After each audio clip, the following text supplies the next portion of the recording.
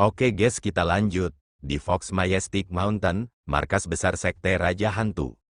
Ghostly dalam perjalanannya, merasa pikirannya kosong, wanita misterius yang tidak dikenal itu terus muncul di hadapannya. Hanya saja, dia tahu dengan jelas bahwa itu pasti ilusi. Dalam keadaan bingungnya, ia baru sadar bahwa ia sudah kembali ke dalam kamar batu miliknya. Pintu batu itu terbuka, melihat ke dalam, ia melihat keadaan di dalam masih berantakan. Itu adalah hasil pertarungannya dengan Raja Hantu. Ia memandangi kekacauan itu, terdiam cukup lama, lalu berjalan perlahan masuk, di samping meja yang rusak, menemukan sebuah kursi yang masih utuh, lalu duduk sambil menatap kosong. Xiao Hui berlari keluar dari samping, ia nampak masih bersemangat, tanpa kata-kata memanjat bahu Ghostly, duduk dan juga dalam keadaan linglung.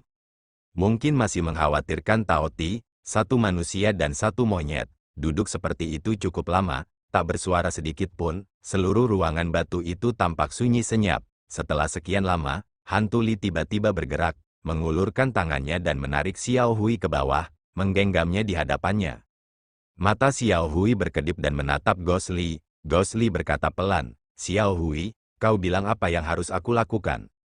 Xiao Hui tidak bersuara, hanya memperhatikannya. Ghostly juga tampak tidak mempermasalahkan keheningan itu, hanya terus bergumam, "Jalan ini, bagaimana tepatnya aku harus meneruskannya?" Di pegunungan hari tidak diketahui, waktu berlalu bagai air. Bagian terdalam dan paling misterius dari Gunung Fox Majestic, di dalam kolam darah yang besar, bau darah yang kuat memenuhi udara, keberadaan yang aneh ini, diam-diam tersembunyi di sudut terlupakan yang diketahui dunia, tumbuh dalam diam. Tentu saja selain kedua orang ini, Raja Hantu dan Tuan Hantu.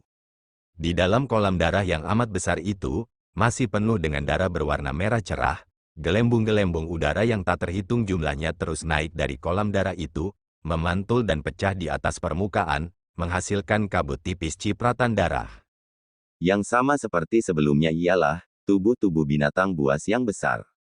Terperangkap dalam kolam darah ini, sekarang selain Kuiniu, Burung kuning, ada dua sosok lainnya, di antaranya adalah Taoti yang berusaha sekuat tenaga untuk berjuang tetapi pada akhirnya tetap tidak berdaya.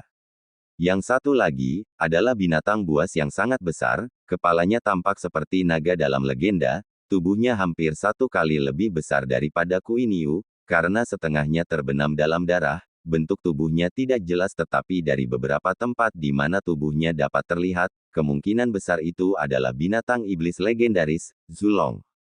Kuiniu dan Yellowbird terperangkap dalam waktu yang lama, tak bernyawa lagi. Zulong juga tampak sama, tanpa vitalitas apapun, hanya Taoti yang baru saja ditangkap dan penuh energi, terus-menerus mengeluarkan raungan amarah dan gelombang riak di sekelilingnya, jelas dia sangat marah. Hanya saja di kolam darah ini, tampaknya ada energi aneh, tidak hanya menjebak ketiga binatang buas, bahkan Taoti tidak bisa melawan, ia hanya bisa meraung marah. Selain itu, di atas kolam darah, ada gambar yang berbeda dari sebelumnya. Kuali kuno itu melayang sekitar 5 zang di atas kolam, keempat kakinya yang primitif di bawah kuali, masing-masing memancarkan cahaya ungu merah samar, menyinari ke bawah dan langsung ke 4 binatang buas. Dilihat dari jauh, jelas dari berkas cahaya ini dapat terlihat, energi spiritual yang samar-samar dan melimpah terkandung di dalamnya, terhisap keluar dari binatang buas itu dan masuk ke dalam kuali. Dan karena terus-menerus menghisap energi binatang buas, kuali asli yang tadinya sangat primitif dan penampilannya tidak rata mulai berubah. Seluruh kuali diselimuti oleh energi baik yang meningkat, warna primitifnya juga perlahan terkikis. Yang menggantikannya adalah warna yang lembut seperti batu giok dan tembus cahaya. Sekilas hampir membuat orang mengira ini adalah benda suci surgawi yang legendaris, super mundane, tak cocok dengan kubangan darah dan baunya yang menyengat. Hanya saja, di balik penampakan surgawi ini, masih ada satu titik aneh, yaitu diagram misterius di atas prasasti kuali, 4 binatang aneh yang kadang terlihat jelas kadang gelap, melambangkan prasasti di kuali. Semuanya juga berubah warna, hanya saja di bagian atas diagram, wajah dewa yang mengerikan itu, berwarna merah seperti darah, seakan-akan rakus menghisap tenaga, seperti hendak dihidupkan kembali. Di panggung tinggi yang paling jauh meninggalkan kolam darah, Raja Hantu dan Tuan Hantu berdiri berdampingan. Tuan hantu berpakaian hitam, seperti diselimuti kegelapan, bahkan berdiri di hadapannya, orang tidak akan dapat melihat tubuhnya dengan jelas. Sekarang berbicara dengan nada rendah, dia berkata, "Itu benar, memang ada hal seperti itu di dalam prasasti kuali itu." Keempat makhluk spiritual berkumpul bersama dan kekacauan dimulai. Sekarang, formasi darah empat dewa sudah lengkap, yang tersisa adalah menunggu selama 49 hari. Setelah kuali menyerap semua energi spiritual, energi kekacauan akan cukup untuk membuka langit dan membelah bumi, sekali lagi membuka pintu Asura. Sebagai kepala sekte seperti itu kamu akan dapat mendominasi kekuatan tertinggi yang tak terkalahkan dari surga dan bumi. Tidak akan pernah ada saingan lain yang akan menjadi tandinganmu. Wajah Raja Hantu merah padam, matanya berbinar-binar, menatap tajam ke arah kuali itu, wajahnya tak kuasa menahan rasa girang. Tiba-tiba ia mendongak ke langit, dan tertawa terbahak-bahak.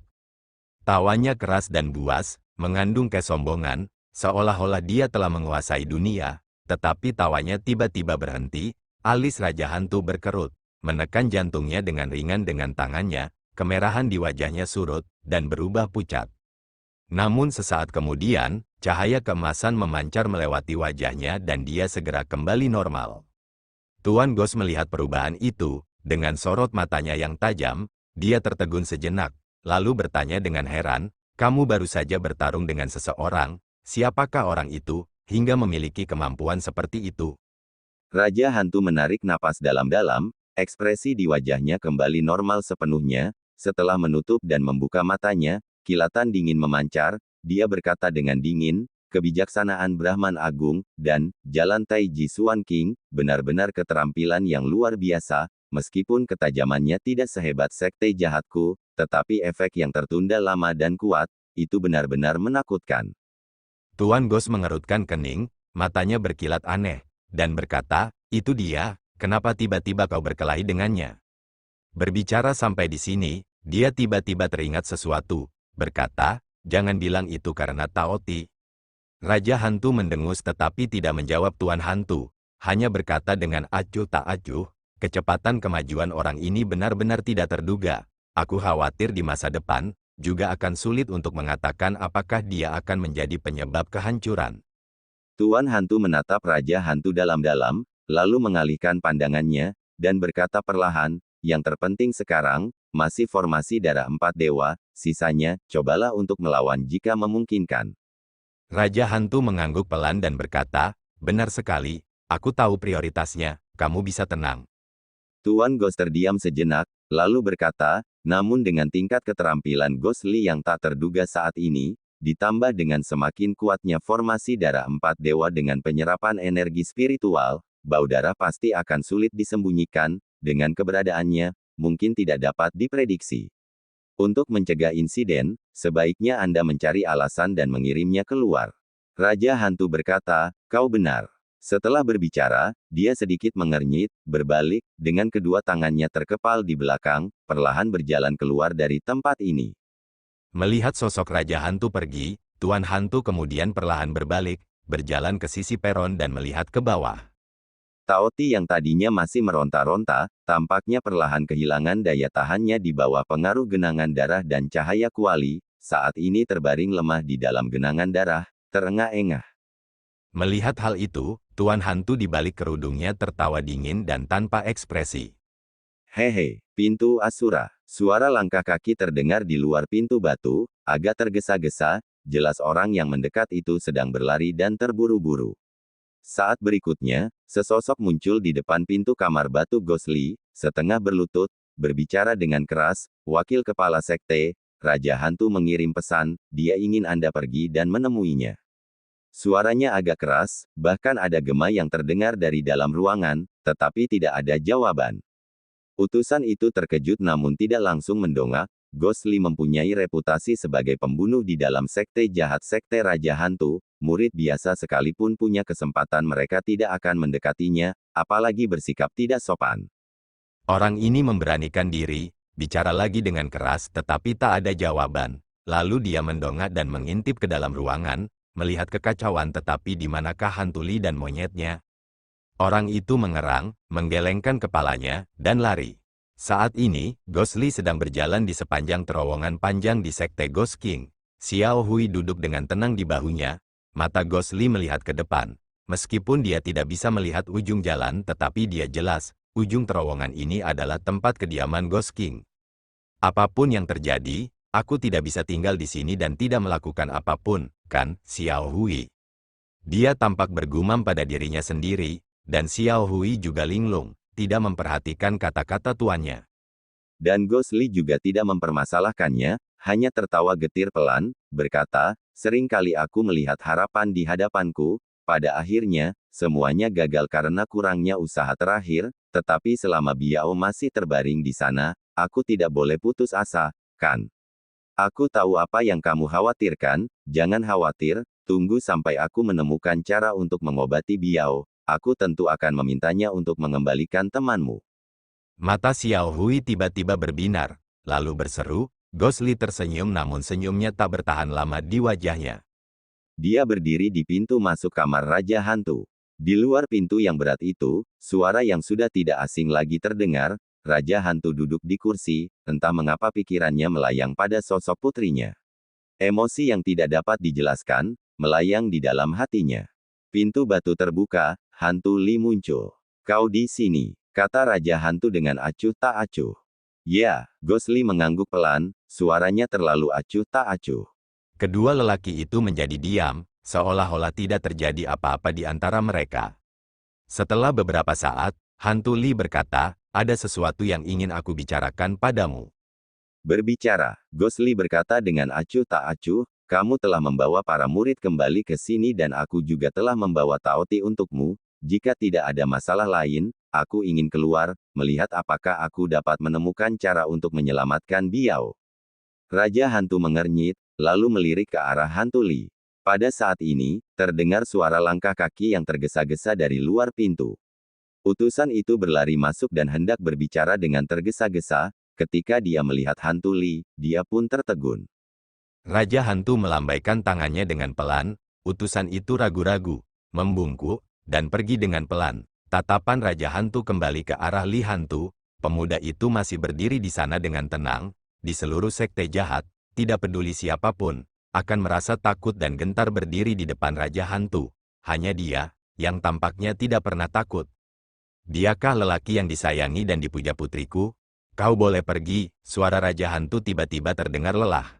Gosli mengangguk dalam diam, pertarungan sebelumnya, meski keduanya bersikap seolah-olah tidak pernah terjadi apa-apa, tetapi jelas, hubungan mereka yang tidak dekat tampak semakin menegang. Ia berbalik dan melangkah keluar. Tepat saat ia hendak melangkah keluar, tiba-tiba tubuhnya terhenti, bau yang aneh, entah dari mana, seolah-olah ia tiba-tiba tenggelam dalam jurang darah, tak dapat bernapas, seperti air pasang yang besar bergulung-gulung, bau darah menenggelamkannya, gemuruh keras di telinganya. Wajah Gosli berubah, tetapi bau aneh ini, bagaikan mimpi, lenyap dalam sekejap, keadaan sekitar menjadi sunyi lagi. Suara Raja Hantu terdengar dari belakang, tenang dan tanpa emosi, ada apa? Gosli membelakanginya, berdiri diam sejenak, dan berkata dengan acuh tak acuh, tidak ada. Setelah berbicara, dia perlahan berjalan pergi. Pintu batu itu tertutup perlahan di belakangnya. Saat pintu itu tertutup rapat, Hantu Li tiba-tiba berbalik dengan cepat. Matanya berkilat tajam. Ia menatap pintu batu itu dengan pandangan kabur dan bingung. Dan Raja Hantu yang ada di dalam ruangan batu, juga menatap pintu batu itu dengan tatapan tak berdaya. Ia tampak sedang memikirkan sesuatu namun akhirnya menggelengkan kepalanya, berbalik dan berjalan ke ujung lain ruangan, menepuk-nepuk suatu tempat di dinding. Sesaat kemudian, dinding batu itu mulai bergeser dan menampakkan sebuah terowongan. Bau darah yang pekat tercium dari sana. Raja Hantu berjalan masuk tanpa ekspresi, dinding batu di belakangnya perlahan ditutup. Di suatu tempat di dataran tengah, ribuan mil jauhnya dari perbatasan selatan, letaknya malah lebih dekat ke Bukit Qingyun.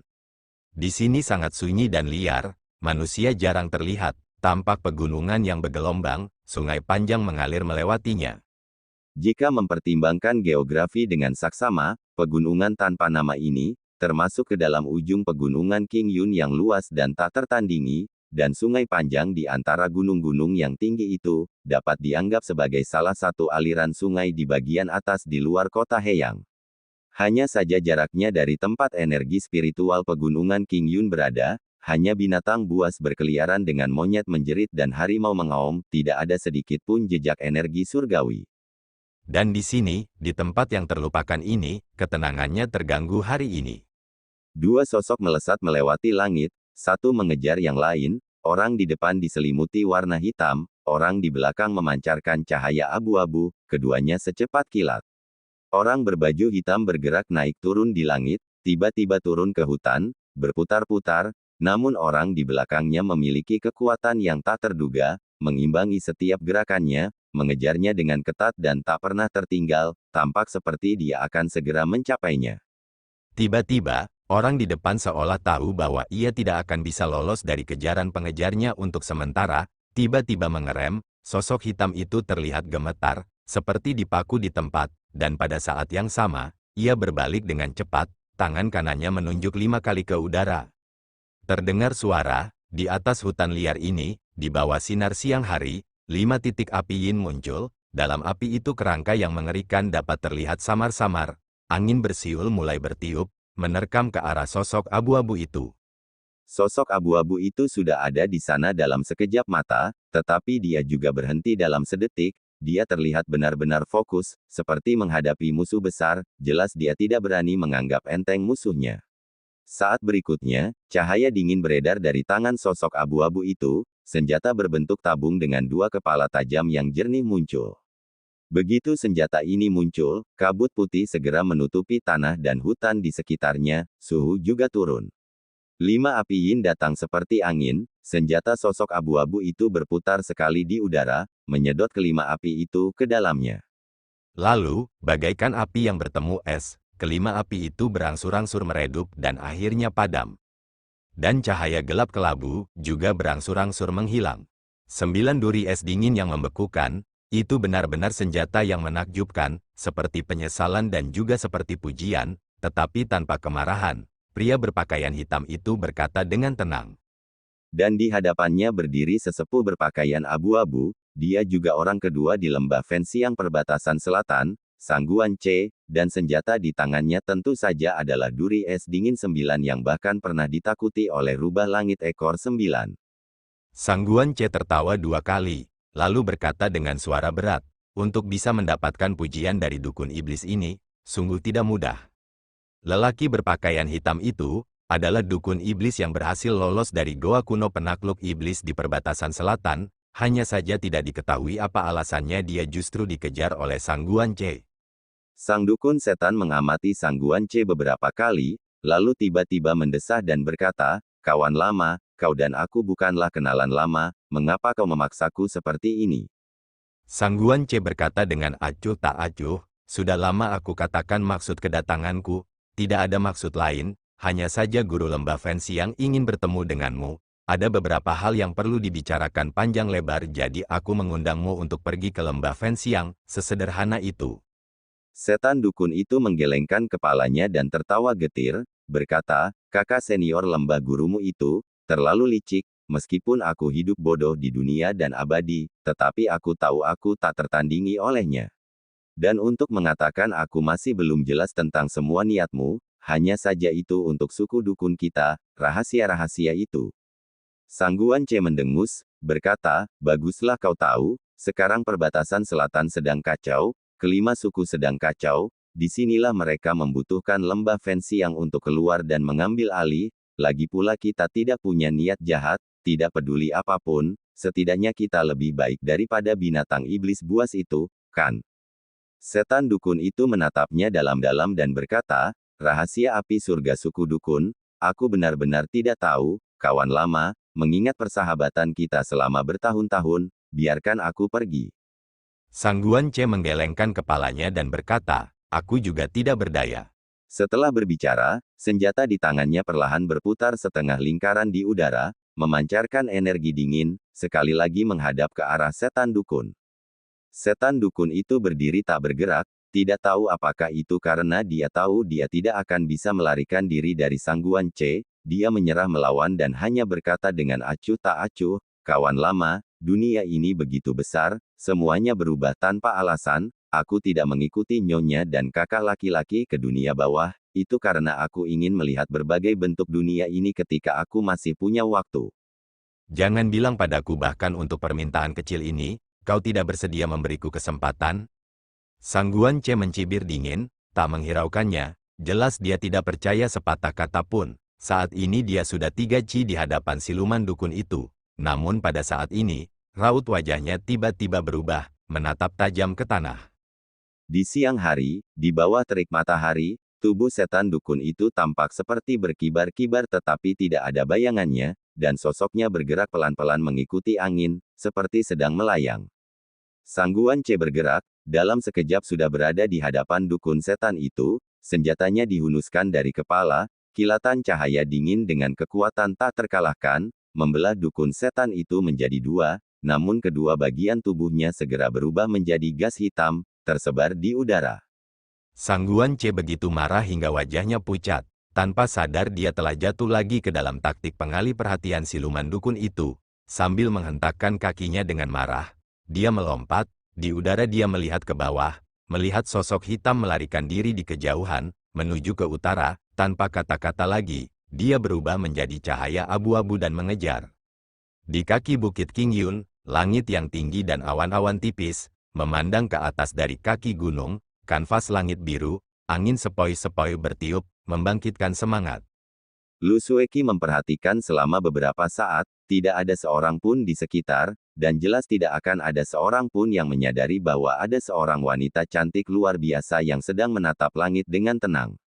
Angin sepoi-sepoi bertiup, rambutnya yang menutupi bahunya bergerak lembut, menutupi wajahnya yang halus dan sedikit kurus.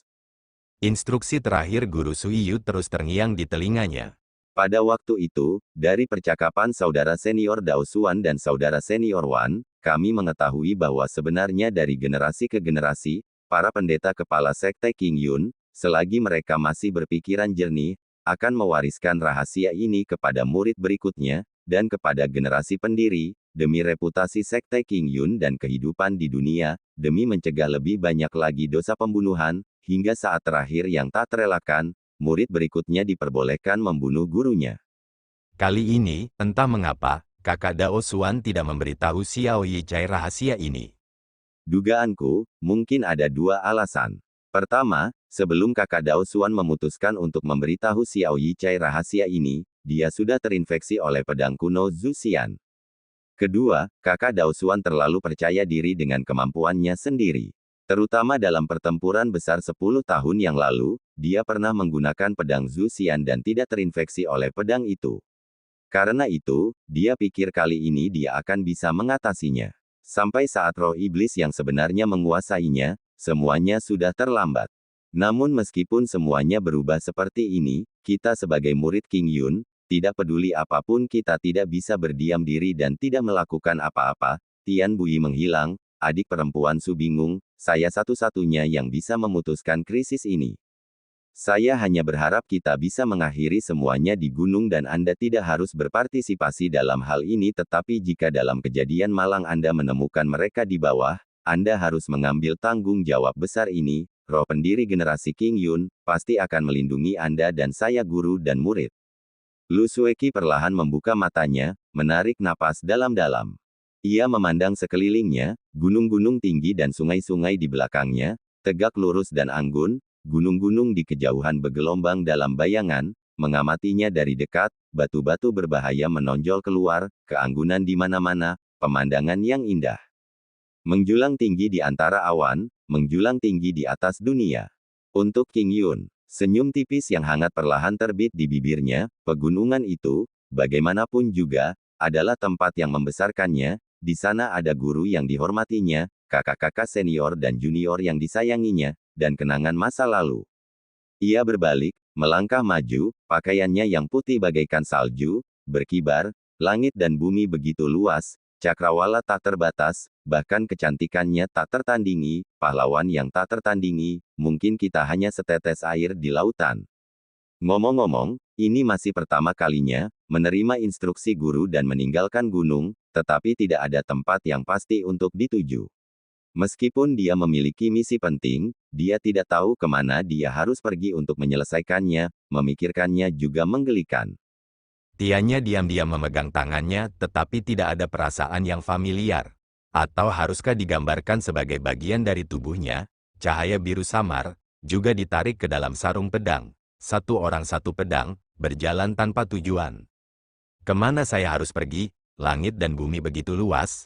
Jalan bercabang 3 ada di depannya. Lu Sueki berhenti, bukan berarti dia tidak terbiasa dengan jalan itu. Di antara para pengikut sekte King Yun, dia dianggap sebagai salah satu dari mereka yang sering bepergian menuruni gunung. Jalan datar di depannya, dia telah melewatinya berkali-kali. Itu adalah jalan keluar yang paling nyaman dari Bukit King Yun, yang mengarah langsung ke kota terbesar di bawah Bukit King Yun, kota Heyang.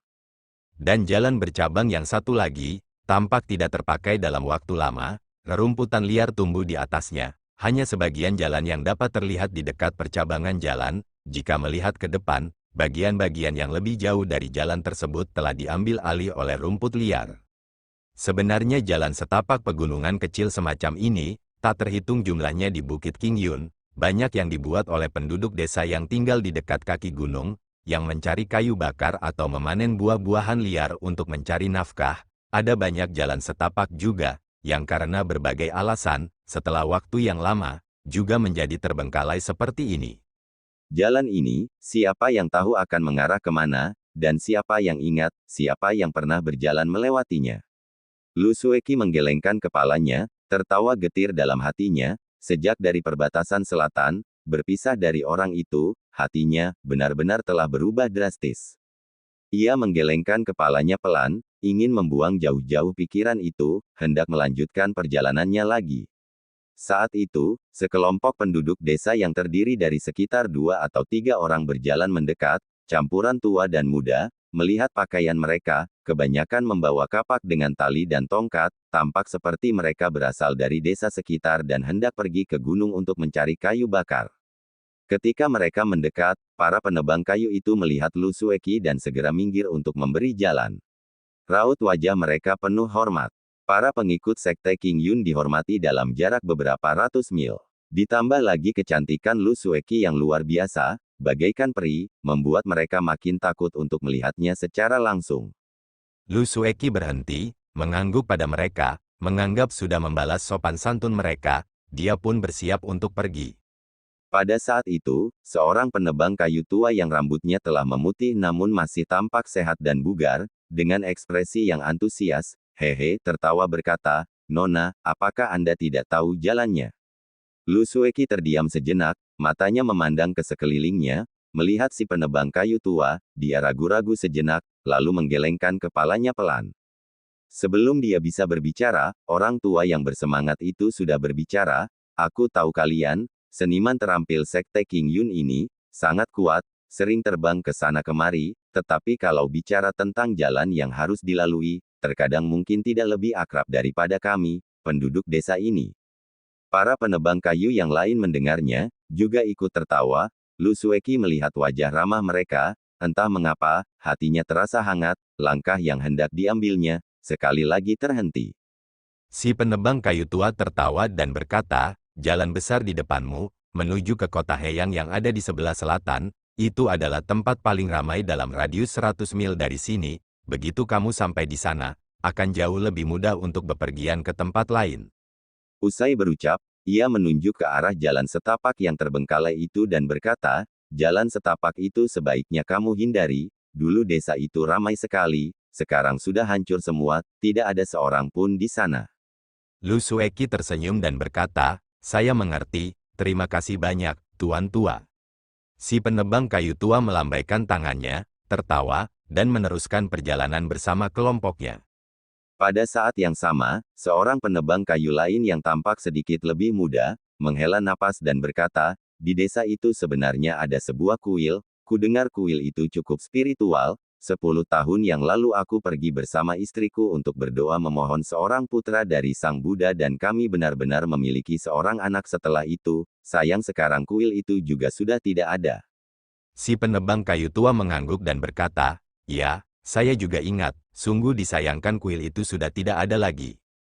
Kata-kata itu perlahan-lahan berubah rendah dan dalam, sosok mereka juga perlahan menghilang ke dalam hutan, dalam angin sepoi-sepoi yang bertiup dari kejauhan, sepertinya mengandung suara tawa mereka yang hangat.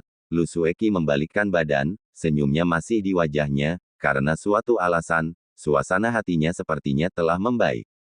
Sambil tersenyum, dia mendongak dan melangkah menuju jalan besar. Langkah kakinya awalnya ringan dan cepat namun entah mengapa tiba-tiba menjadi lambat, alisnya yang anggun sedikit mengernyit, jauh di dalam hatinya, sesuatu yang penting seakan berlalu begitu saja namun ia tidak menangkapnya untuk saat ini. Jauh di dalam ingatannya, sepertinya ada sesuatu yang diam-diam terbangun.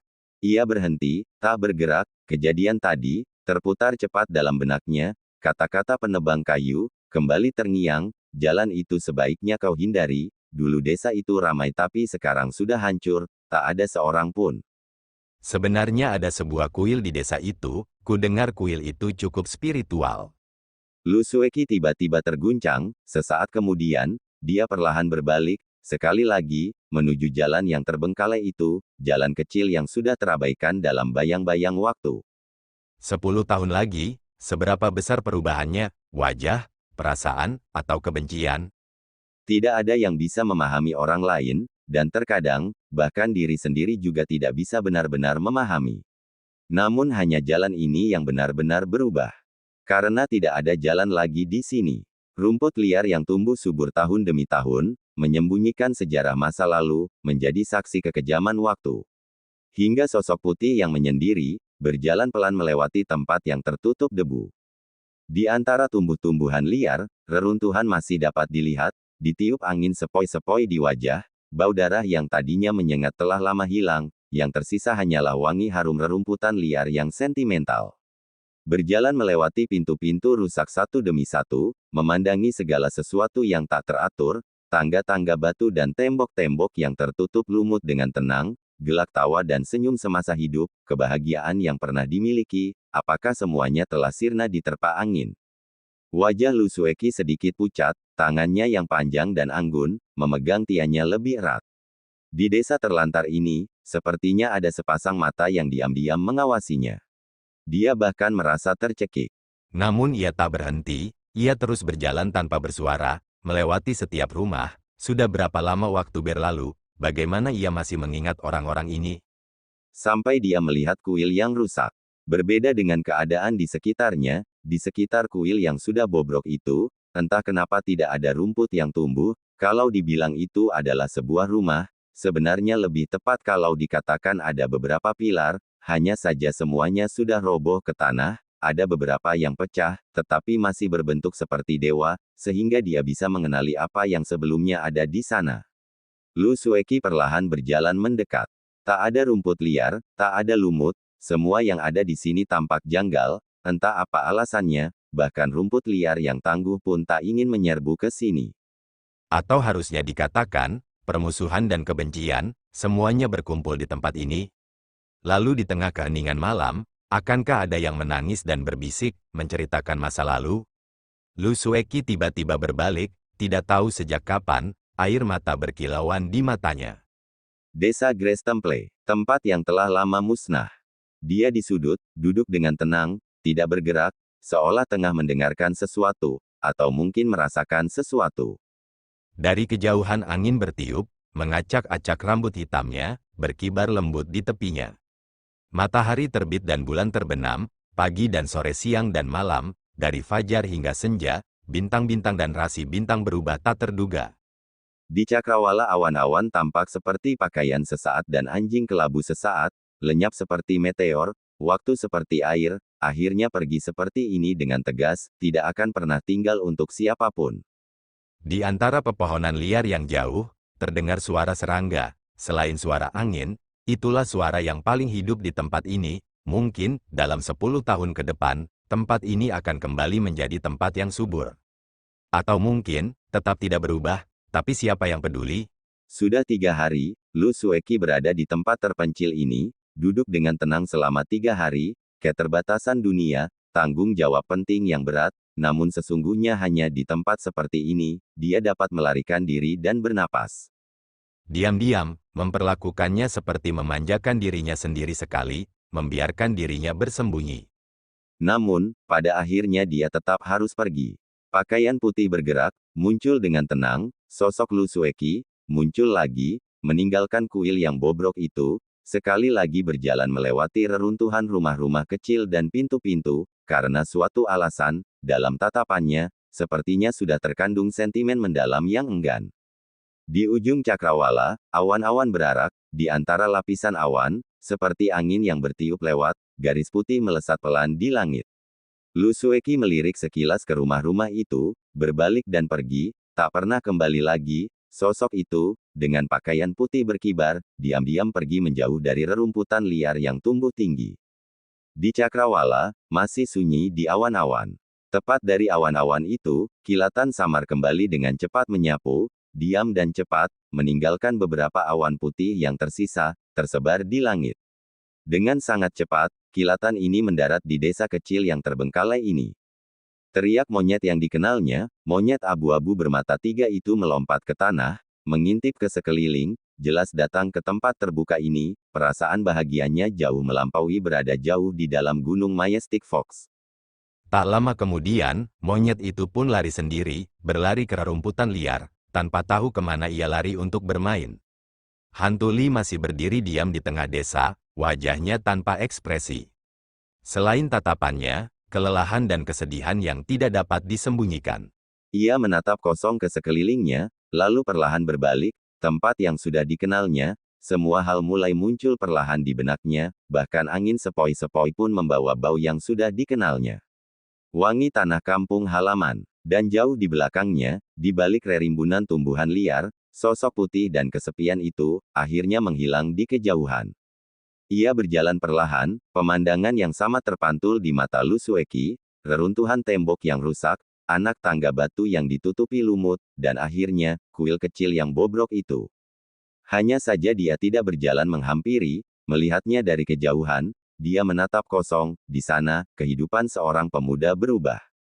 Dia berdiri lama sekali, juga memperhatikan lama sekali, tetapi akhirnya tidak berjalan. Setelah waktu yang sangat lama, dia berbalik, melangkah melewati rerumputan, dengan susah payah dia masih bisa melihat jalan setapak di antara rumah-rumah.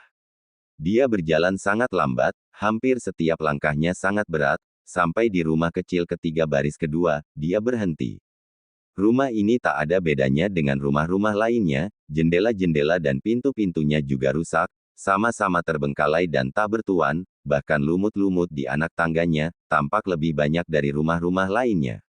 Bibir Gosli mulai bergetar, selama bertahun-tahun, ini adalah pertama kalinya dia tidak dapat menahan air matanya, perlahan-lahan, dia berlutut di depan rumah, kepalanya terbenam dalam di tanah, rumput liar di depan rumah.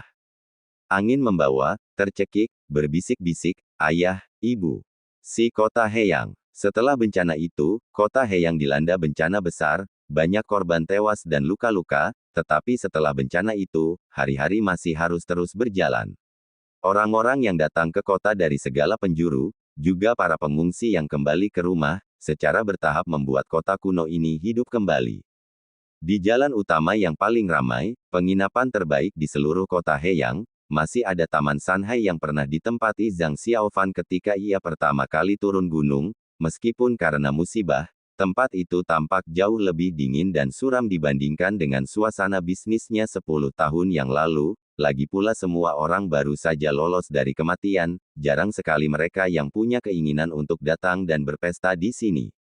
Namun hari ini, seorang pelanggan aneh datang ke Taman Sanhai. Orang ini adalah seorang wanita muda, tampak menawan, tidak hanya itu, di balik wajah cantiknya, setiap kerutan dan setiap senyum, memiliki perasaan aneh yang memikat jiwa, seolah-olah selama mata wanita itu melirik, tulang-tulang pria di sekitarnya akan lemas. Wanita itu, setelah kejadian drastis di perbatasan selatan, terpisah dari hantu Li, Lu Sueki, rubah surgawi ekor 9, Xiao Bai. Dia dengan percaya diri berjalan perlahan dan tampak malu-malu memasuki kedai Sanhai Garden. Untuk sesaat, dari pemilik toko hingga pelayan, termasuk 2 meja yang hanya diisi pelanggan, semuanya tercengang. Tak seorang pun datang melayaninya. Untungnya Xiao Bai sudah terbiasa dengan hal ini, tidak marah, hanya tersenyum, berkata, tidak ada yang melayani. Perkataannya membangunkan orang-orang, pemilik toko itu memang sudah tua, tetapi dengan susah payah ia tetap berusaha tenang, cepat-cepat memfokuskan diri, lalu memukul bagian belakang kepala pelayan yang masih linglung, dan berkata dengan marah, pelanggan sudah datang, mengapa Anda tidak menerima? Pelayan itu terhuyung, tidak tahu apakah dia merasa bersalah, tidak berani menatap mata Xiao Bai, tersenyum, dan berkata dengan terbata-bata, Nona, apakah Anda ingin makan dulu atau tinggal saja? Xiao Bai berpikir sejenak, lalu berkata, lebih baik makan dulu, apa di sini ada tempat duduk pribadi? Pelayan itu mengangguk dan berkata, ya, silakan naik ke atas. Xiao Bai mengangguk, lalu berjalan ke atas dan berkata, carikan aku tempat duduk yang tenang di dekat jendela. Pelayan itu tersenyum dan berkata, Nona, tenang saja, Anda satu-satunya yang menempati kursi privat di lantai atas. Kursi manapun yang Anda inginkan akan kami berikan kepada Anda. Kami jamin suasananya akan tenang, tidak akan ada yang mengganggu Anda. Xiao Bai terkejut, katanya, mengapa tidak ada seorang pun? Kudengar bisnisnya cukup bagus di masa lalu. Pelayan itu telah mencapai lantai 2 saat ini, tersenyum pahit dan berkata, siapa bilang tidak, awalnya bisnisnya sangat bagus, seluruh kota Heyang datang untuk berpesta di tempat kami. Tapi sialnya, bencana binatang iblis itu menyebabkan kepanikan di mana-mana, pada akhirnya ada banyak yang tewas dan terluka, saat ini, tidak akan banyak yang berpikir untuk datang ke sini.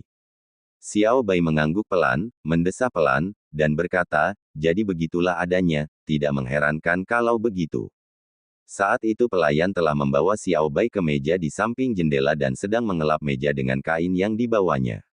Xiao Bai memandang keluar jendela, melihat orang-orang yang lewat berjalan ke sana kemari, suasana masih terbilang ramai tetapi hanya sedikit di antara mereka yang tersenyum, sebaliknya sebagian besar mengerutkan kening. Xiao Bai terdiam sejenak, lalu tiba-tiba bertanya kepada pelayan, pelayan, saya ingin menanyakan sesuatu, jawablah dengan jujur. Pelayan itu mengangguk dan berkata, Nona, silakan bertanya. Xiao Bai ragu sejenak, lalu berkata, semua rakyat jelata di kota Heyang ini, tentu saja termasuk kamu, semuanya membenci binatang iblis itu. Pelayan itu mendengus, segera menunjukkan rasa kesal, dan berkata dengan keras, tentu saja, kota ini dilanda bencana, 9 dari 10 rumah hancur, Anda dapat bertanya kepada siapa saja di jalan, saya jamin mereka pasti memiliki orang-orang terkasih yang tewas di bawah cakar jahat binatang iblis itu. Sayang sekali kami rakyat jelata tidak memiliki senjata, tidak dapat melawan, tetapi untungnya kami memiliki orang-orang abadi dari Bukit King Yun, yang menunjukkan kebajikan besar, menunjukkan kekuatan ilahi mereka yang besar, mengusir binatang jahat terkutuk itu, sehingga kami dapat kembali menjalani kehidupan normal. Xiao Bai memperhatikan ekspresi pelayan itu yang gelisah, dia tertawa getir dalam hatinya, karena suatu alasan gua iblis penakluk itu kembali terlintas di depan matanya, lelaki bungkuk itu menghembuskan nafas terakhirnya di depan api. Benar dan salah di dunia ini, siapa yang bisa mengatakannya dengan jelas? Pelayan itu sepertinya merasa bahwa dia entah bagaimana telah kehilangan kendali atas dirinya, wajahnya memerah, dia melangkah mundur, dan berkata dengan suara rendah, ini, saya juga hanya berbicara dengan santai. Nona, jangan menganggapnya sungguhan. Apakah Anda ingin memesan makanan? Xiao Bai tersenyum dan berkata, baiklah, tapi tidak perlu menuliskan pesanan khusus, kamu turun saja dan bilang ke penjaga toko, bawa 3 atau 4 hidangan terbaikmu saja, dan bawa juga 10 pot anggur terbaikmu. Pelayan itu tercengang, 10 panci. Xiao Bai meliriknya, mengangguk dan berkata, 10 pot. Pelayan itu berhenti sebentar, lalu ragu-ragu sejenak, lalu bertanya pelan, Nona, apakah Anda masih kedatangan teman? Kalau ada, saya bisa menyiapkan lebih banyak peralatan makan terlebih dahulu. Xiao Bai tertawa dan berkata, jangan terlalu banyak berpikir, hanya ada aku ingin 10 pot anggur, cepat sajikan, jangan bertanya lagi. Pelayan itu menjawab ya berturut-turut lalu pergi namun matanya menampakkan ketidakpercayaan, sebenarnya dia tidak bisa disalahkan, biasanya orang hanya bisa menghabiskan 1 atau 2 panci, mereka yang bisa menghabiskan 4 atau 5 panci pastilah pemabuk atau makhluk surgawi yang suka minum anggur, namun wanita yang sangat centil ini, jelas tidak bisa dikatakan normal. Karena jumlah pelanggan masih sedikit, tak lama kemudian pelayan pun membawakan hidangan dan menatanya di atas meja. Tak lama kemudian, 10 pot anggur yang diukir dengan kata-kata Shanghai Garden pun tertata rapi di seberang meja. Untungnya, ini terjadi pada saat kedai itu sedang sepi pengunjung. Kalau tidak, bukankah itu akan menarik perhatian semua pelanggan? Namun, meskipun begitu, Xiao Bai kemungkinan besar tidak akan peduli. Pelayan itu segera pergi, meninggalkan Xiao Bai sendirian. Dia menuangkan anggur untuk dirinya sendiri dan minum, tak lama kemudian, setoples anggur sudah siap, dan wajahnya perlahan-lahan memerah, tidak ada tanda-tanda mabuk, malah membuatnya semakin memikat. Tiba-tiba, pelan, dia mendesah. Alkohol itu murni bagaikan ambar, aliran tipis bagaikan tali, dituangkan dari panci ke cangkir, membuat percikan air yang halus. Xiao Bai menatap cangkir di depannya, mengamati permukaan air, bayangannya bergoyang. Kemudian dia tersenyum, ada sedikit kepahitan dalam senyumnya, mengambil cangkir dan meminumnya semua.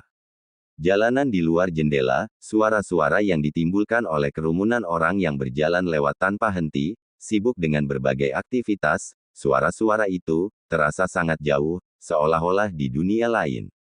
Dia mengambil pot kosong ke-6, dan menyingkirkannya. Kemerahan hangat di wajahnya, melengkapi wajah cantiknya yang abadi, di sepasang mata, masih sama jernihnya. Selalu alkohol yang membuat orang mabuk, tidak pernah hati. Giginya yang putih, menggigit bibir bawahnya dengan lembut, sendirian, tertawa pelan, lalu dengan kepala tertunduk, mengangkat tangannya dan menuangkan anggur. Di luar di jalan, entah mengapa, suara hubar tiba-tiba terdengar lebih keras. Xiao Bai mengerutkan kening dan bergerak ke jendela, melihat ke bawah. Sekilas ia merasa terkejut, di tengah jalan tampak seorang perempuan berpakaian putih berjalan mendekat, wajahnya sangat cantik bak bidadari, siapa lagi kalau bukan Lu Sueki. Rakyat jelata di sekitarnya juga tertarik dengan kecantikannya tetapi terintimidasi oleh aura dinginnya, tidak berani mendekatinya secara langsung, berkumpul dan menonton dari jauh, memberikan berbagai komentar, karena hal ini.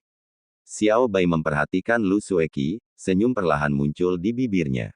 Hidup ini benar-benar penuh dengan pertemuan di mana-mana. Dia setengah tersenyum dan bergumam pada dirinya sendiri, berdiri, tampak seperti dia ingin mengambil inisiatif dan menyapa Lu Sueki. Tepat saat dia baru saja berdiri, ekspresinya tiba-tiba berubah tertegun, memalingkan muka dari Lu Sueki, tatapannya beralih ke sudut terpencil jauh di dalam kota. Sosok hitam yang dikenalnya, melesat lewat dan memasuki sudut gelap lainnya, dan sesaat kemudian, sosok abu-abu namun tidak asing, mengejar dengan ketat. Xiao Bai menatap kosong ke sudut itu sejenak, lalu senyum mengejek tersungging di bibirnya, kurasa hari ini benar-benar kebetulan yang tak terduga. Kalau aku tidak ikut bersenang-senang, aku benar-benar mengecewakan diriku sendiri, dan terlebih lagi pada hantu tua sangguan itu. Di tengah tawanya yang dingin, sosoknya tiba-tiba menghilang seperti penampakan, dari Taman Shanghai. Setelah waktu yang lama, pelayan datang untuk membersihkan dan hanya melihat sebongkah perak di atas meja, 6 pot kosong, 4 pot lainnya, telah hilang. Dan di jalan utama, sosok Lu Sueki, yang tidak diketahui sejak kapan, juga tiba-tiba menghilang dari jalan. Malam itu gelap dan berangin, lampu di ribuan rumah padam, awan tebal di cakrawala, bulan tidak terlihat, hanya beberapa bintang yang tersisa di cakrawala, berkelap-kelip dengan cahaya redup. Angin malam bertiup melewati kota Heyang, bagaikan hantu liar yang meratap, memang dingin dan mengerikan, mengingatkan pada musibah yang baru saja menimpa tempat ini, di jalan-jalan dalam kota dan di luarnya, tidak ada seorang pun manusia yang terlihat. Di jalan setapak kuno yang panjang, beberapa daun kering sesekali tertiup angin, melayang ke atas dan ke bawah, melayang jauh. Di tengah malam yang pekat ini, sesosok gelap tiba-tiba melayang di kota, bagaikan sebuah penampakan, diam-diam mendarat di luar kota, dengan cepat menyapu ke arah sisi selatan jalan kuno. Tak lama kemudian, sesosok abu-abu mengejar dengan erat, pada sosok gelap itu. Kedua orang ini tentu saja adalah dukun iblis dan sangguan C, dari perbatasan selatan hingga jauh di dalam dataran tengah, pengejaran ini telah berlangsung selama 1 hari. Sangguan C dengan keahliannya yang sangat misterius dari lembah Fenxiang, ditambah dengan senjata 9S dingin pembekuan duri yang tak terduga, iblis dukun itu kesulitan menghadapinya, tetapi keahliannya yang aneh, setiap kali tidak terduga, dalam situasi yang mustahil dapat berkembang menjadi berbagai macam gaya, membuat Sangguan C sangat kesal, setiap kali tampaknya ia akan menangkapnya tetapi setiap kali ia berhasil lolos. Kalau orang lain yang menghadapi situasi semacam itu, kemungkinan besar sudah menyerah. Akan tetapi, Sangguan C, yang mengemban komando dari guru lembah Fenxiang, sang dukun iblis kemungkinan besar mengetahui rahasia dukun kuno perbatasan selatan, api surga. Tidak peduli apapun, inilah yang ingin dicapai lembah Fenxiang dan tidak mau menyerah dalam pengejaran. Akan tetapi, kegigihan mereka tidak sia-sia. Tingkat kemahiran mereka pun diperlihatkan untuk dilihat. Untuk sementara, sang dukun iblis tidak mampu menandinginya. Akan tetapi, berbagai kemahiran aneh yang digunakan sang dukun iblis untuk melarikan diri semuanya diamati oleh Sangguan C. Perlahan-lahan, ia mulai mendapat sebuah ide. Sekarang, saat sang dukun iblis ingin melarikan diri lagi, hal itu menjadi semakin dan semakin sulit. Pada titik ini, Sangguan C menyadarinya, dukun iblis itu bahkan lebih menyadarinya, namun meskipun dia menyadarinya tetapi dia benar-benar tidak berdaya. Jika ada trik untuk menyingkirkan orang yang penuh kebencian ini, dia akan menggunakannya sepanjang pengejaran ribuan mil ini tetapi Sangguan C adalah seseorang dengan reputasi selama hampir 100 tahun, dia bahkan merupakan tokoh berpengaruh di perbatasan selatan, keterampilan, kultivasi, pengetahuan dan pengalamannya, semuanya adalah yang terbaik, jauh melampaui Li Sun dan murid generasi kedua lainnya. Meskipun dukun iblis itu berulang kali menunjukkan keterampilan aneh tetapi semuanya terlihat olehnya, paling-paling hanya menipunya sesaat, melarikan diri untuk jarak tertentu tetapi tidak lama kemudian, akhirnya dia masih dikejar. Sebenarnya Sangguan C, atau lebih tepatnya lembah Fenxiang Yun Yilan bertekad untuk menangkap dirinya kembali, dukun iblis dalam beberapa kali percakapan dengan Sangguan C, sudah lama memahaminya tetapi baginya, dia bertekad untuk tidak tertangkap tanpa berusaha.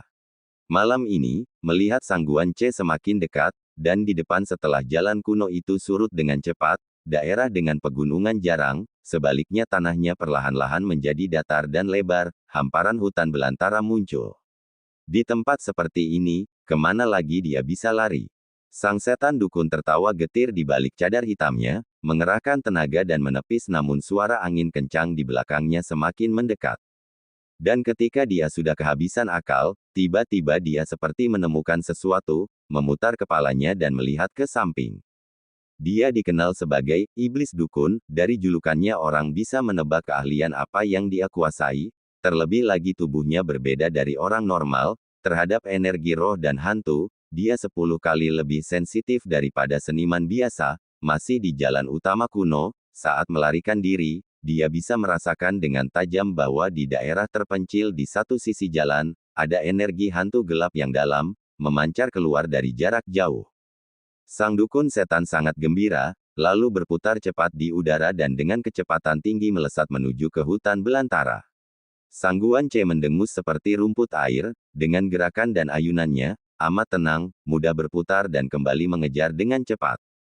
Hanya saja dengan penundaan yang singkat ini, setan dukun itu kembali memperoleh jarak, sosoknya juga terlihat agak kabur, Sangguan C tidak terlalu cemas, setelah mengejar begitu lama, dia kurang lebih sudah memiliki gambaran tentang keahlian setan dukun itu, menduga dia tidak dapat mengetahui tipuan apapun, saat ini, dia merasa lebih seperti kucing yang menangkap tikus.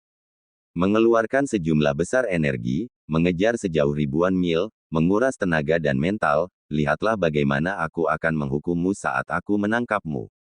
Sangguan C tertawa dingin, dengan keyakinan bahwa dia telah menguasai situasi, dia melanjutkan pekerjaannya dengan suasana hati yang santai. Tak lama kemudian, wujud yang muncul di hadapan sang dukun setan itu pun membenarkan dugaannya, tempat tersebut memang merupakan tempat yang sangat yin, dikenal sebagai kamar mayat di Central Plains, tempat ini juga merupakan tempat penyimpanan mayat sementara sebelum dikuburkan, namun melihat kondisi rumah kecil ini, kemungkinan besar sudah lama ditinggalkan begitu saja. Sang dukun iblis tak kuasa menahan rasa kecewa, niatnya memang begitu, Karena kamar mayat ini syarat dengan tenaga yin, tempat ini sangat bagus untuk menggunakan sebagian besar kemampuannya yang tidak biasa. Akan tetapi, kamar mayat yang sudah lama terbengkalai, pengaruhnya akan sangat berkurang, terutama kemampuan yang mirip dengan jalan hantu, yang dapat mengendalikan mayat, itu cukup kuat, dan di sepanjang jalan dia tidak sempat menggunakannya. Jika dia dapat mengambil kesempatan dan tiba-tiba menggunakannya, kemungkinan besar Sang Guan Ce, orang tua itu, akan kehilangan banyak keuntungan. Hanya saja kamar mayat ini sudah lama terbengkalai, tentu saja tidak akan ada mayat baru di sana. Namun meski entah mengapa kecewa, namun bagi sang dukun setan, inilah tempat terbaik untuk bertahan hidup. Seketika tanpa ragu, sosok gelap Su itu mengeluarkan suara, menyapu ke dalam kamar mayat yang terlihat gelap dan menyesakkan itu. Namun saat ia melangkah masuk, seberkas pikiran terlintas di benaknya, kamar mayat ini sudah lama terbengkalai, mengapa energi yin-nya masih begitu kuat? Malam ini gelap dan berangin, rumah kecil di kamar mayat itu gelap gulita, bahkan jarinya di depan tidak terlihat. Namun, bagi para pendekar, terutama dukun iblis dengan tubuh seperti ini yang tidak normal, kegelapan ini bukanlah halangan, segera dia bisa melihat sebagian besar rumah mayat itu. Ini memang sudah lama ditinggalkan, ribuan lubang di dinding, dalam reruntuhan yang ekstrim, altar di depan yang dimaksudkan untuk menyimpan barang-barang pemujaan, telah runtuh ke tanah, di dalam rumah, beberapa peti mati tergeletak berantakan, beberapa bahkan tidak ditutup dengan benar. Mendengar suara angin kencang di luar kamar mayat, jelaslah bahwa Sang Guan Ce sudah dekat. Setan dukun itu tidak ragu-ragu, dengan gemetar, tangannya tiba-tiba memiliki beberapa senjata logam berbentuk aneh yang mirip dengan paku, tetapi senjata itu ditutupi dengan paku logam, dan kemudian tanpa melihat, jari-jarinya melesat keluar, susu-susu berbunyi, semua benda logam itu menghilang ke dalam kegelapan, terbang ke sudut-sudut rumah kecil itu. Dan ketika semua senjata logam menghilang dalam kegelapan, cahaya biru samar tiba-tiba terlihat dari ujung ekornya, tetapi itu hanya sesaat, lenyap dalam sekejap. Setelah itu, energi yin yang menembus ke dalam tulang, tiba-tiba berubah 10 kali lebih kuat, seolah-olah benar-benar dapat menusuk ke dalam tulang. Setan dukun itu mencibir, melihat sekeliling, tubuhnya tiba-tiba melayang ke atas, menuju sebuah peti mati di sudut rumah. Peti mati ini tampak biasa saja, tutupnya bahkan tidak tertutup dengan benar, setengahnya berada di luar. Sang dukun setan itu diam-diam menyelinap masuk, tempat yang mana orang-orang biasa hindari dan rasakan ketakutannya. Dia nampaknya sangat menyukainya dan setelah tubuhnya menyelinap masuk, penutup yang tadinya tergeletak miring, juga ikut ditarik ke posisinya.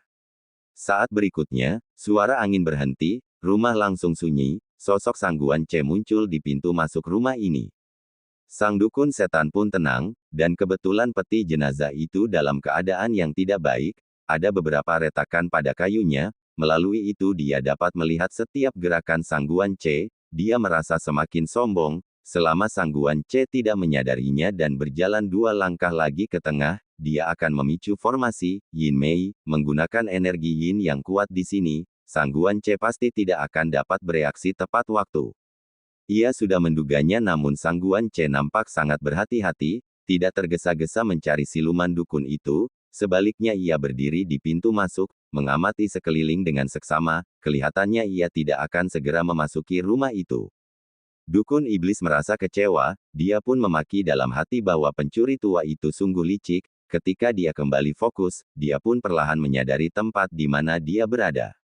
Tak disangka, di saat berikutnya dia mengalami syok, jiwanya sendiri nyaris melayang. Di peti mati ini, ada orang lain. Sebenarnya bagi setan dukun, sekalipun peti jenazah itu berisi mayat, atau lebih parah lagi, kerangka, dia tidak akan peduli, dan mungkin dia juga akan merasakan suatu ikatan kekerabatan, tetapi di bawah dia, di peti jenazah itu, sebenarnya ada seorang manusia yang hidup. Dan sejak dia memasuki rumah kecil ini sampai ke peti mati ini, dia sama sekali tidak melihat orang ini, bahkan suara napasnya.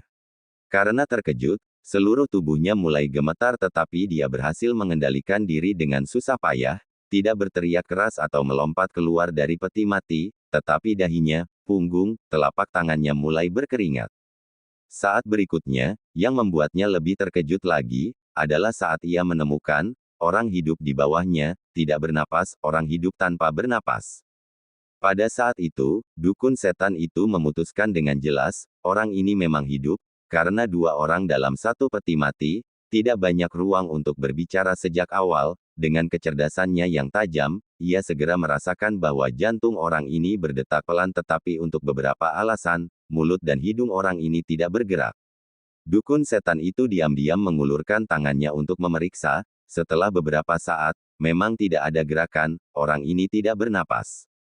Setan dukun itu merasa merinding, hal yang tak terbayangkan ini ada di hadapannya. Awalnya setan dukun itu ingin merencanakan sesuatu terhadap Sang Guan Ce, tetapi sekarang pikirannya kacau, dia tidak dapat berkonsentrasi untuk sementara waktu, darahnya bergolak. Hanya saja dia adalah orang yang memiliki kultivasi yang dalam, segera merasakan sesuatu yang salah, dengan cepat menggunakan cara yang benar pada dirinya sendiri, menenangkan pikirannya. Lalu, pada saat itu, ketika sang setan dukun sedang menimbang-nimbang apa yang harus diperbuatnya, datanglah kejutan yang lebih besar lagi, yang membuatnya kembali tercengang, bingung. Peti mati itu, tiba-tiba terdengar suara pelan.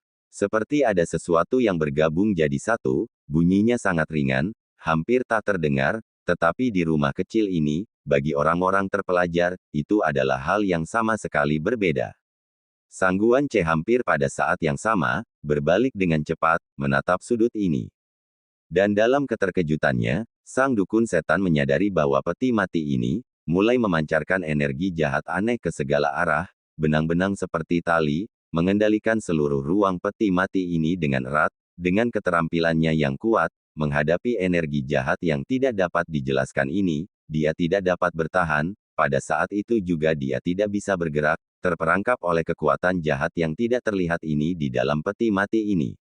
Setan dukun itu hampir ketakutan setengah mati. Namun, yang lebih parahnya lagi, saat ini, di dalam peti mati yang gelap, dia bisa merasakan orang gemuk yang hidup di bawahnya, tiba-tiba terbangun, membuka kedua matanya. Kedua mata mereka bertemu, di tempat itu, dalam suasana yang aneh itu, saling memandang, kemudian, orang gemuk tanpa nama itu, yang dengan tenang, menghadap setan dukun itu, tersenyum. Sang Guan Ce menatap tajam ke sudut itu, tetapi tidak segera menyelidikinya. Meskipun dia tidak memiliki kemampuan khusus sebagai dukun iblis, dengan tingkat keterampilannya, tentu saja dia dapat melihat benda-benda di dalam rumah itu dan pada saat yang sama dengan pengetahuannya, tempat macam apa ini. Akan tetapi dia bukanlah seorang dukun setan, Sang Guan Ce tidak pernah menyukai kamar mayat sebagai tempat seperti ini, terutama bagi seorang yang sudah tua, dia semakin tidak menyukainya. Pada saat yang sama, dengan keahliannya, ketika pertama kali memasuki rumah, dia dapat merasakan dengan tajam bahwa di rumah ini, energi yin tidak normal, jauh lebih banyak daripada yang dimiliki kamar mayat biasa. Keahlian khusus dukun iblis, dia lebih jelas daripada siapapun, dan di tempat ini, tentu saja itu adalah tempat yang paling disukai dukun iblis, oleh karena itu dia harus berhati-hati. Sang Guan Ce menggunakan cara yang sebenarnya untuk melindungi seluruh tubuhnya, dengan hati-hati mengamati rumah kecil yang aneh ini lagi, setelah memastikan tidak ada yang tampak mencurigakan, dia perlahan melangkah masuk. Tepat saat dia setengah jalan dia tiba-tiba mundur, di saat yang sama tangan kanannya dengan kilatan dingin, 9 duri es dingin muncul di tangannya. Orang tua, tampaknya lebih berhati-hati. Akhirnya dia menuju ke sudut itu, mengambil langkah pertamanya. Di luar rumah, hembusan angin yin bertiup, berbunyi, membuat rambut berdiri. Sang Guan Ce dalam keadaan waspada penuh, setiap perubahan dalam rumah ini diperhatikannya, namun keadaan di sekitarnya gelap gulita, selain keheningan tetap saja sunyi, tidak ada satu suara pun. Dia mencibir, lalu tiba-tiba berkata dengan keras, "Kawan lama, aku sudah tahu kau ada di dalam peti mati itu. Kalau kau masih tidak keluar, jangan salahkan aku karena menyerang peti mati itu dengan orang di dalamnya dan membuatmu menderita."